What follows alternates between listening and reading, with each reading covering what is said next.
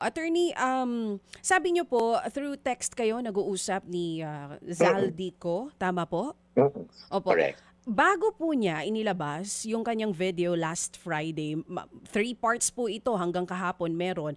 Nagkaroon Mm. po ba kayo din ng ugnayan? Tinulungan niyo po siya ba sa paghahanda ng statement o sa kanya lamang po itong sarili? Hindi. Wala akong tulong dun, wala akong partisipasyon dun at all, puro siya lang yun. In fact, nagulat ako, nalaman ko na lang yung, na merong, part 1, maybe a minute, a few seconds before, sinabi na, "Check, upload pending."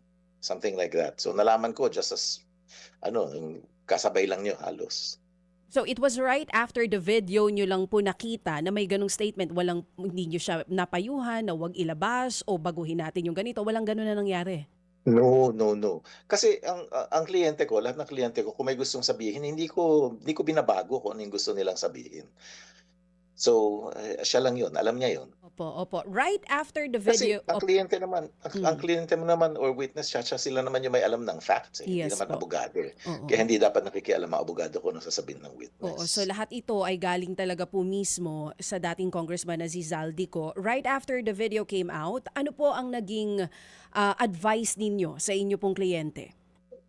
Wala naman, ah inexplain ko lang sa kanya, no, especially after yung third video kahapon na sinasabi nila, bumalik ka tapos, mag-submit ka ng affidavit mo. Sabi ko, eventually gagawin naman natin yan. Sinabi ko naman sa kanya noon pa before yung mga video pa, eh. Sabi ko, we'll do it, nung pagka-ano na sa atin, pagka advantages na sa atin tactically. Ngayon politika pa lang lahat yan, eh, na bumalik ka at mag-submit ka ng affidavit. For example, narinig ko si Ombudsman Remulla kahapon or kagabi, sinasabi niya, ang insinuation, hindi niya iimbestigahan yung sinabi ni representative ko dahil hindi naman daw under oath. Hindi yun yung batas, eh. Ang batas, pwede nga yung ombudsman mag-imbestiga ng anonymous complaint, eh. Yan pa kaya. So, andyan na yung mga statements, do with them as you will. Bahala ka na kung anong gagawin mo. Kung ayaw mo imbestigahan, that's on you. Mga kapatid, brothers and sisters, saan ka pa? Dito na tayo sa totoo.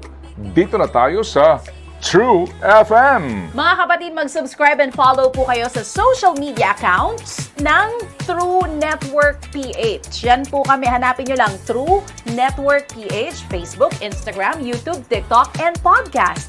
Mapa Apple or Spotify man yan, mahahanap nyo kami. Lahat ng mga napapanood at napapakinggan nyo po sa programa, nasa social media accounts namin yan. So paano mga kapatid? See you sa social media!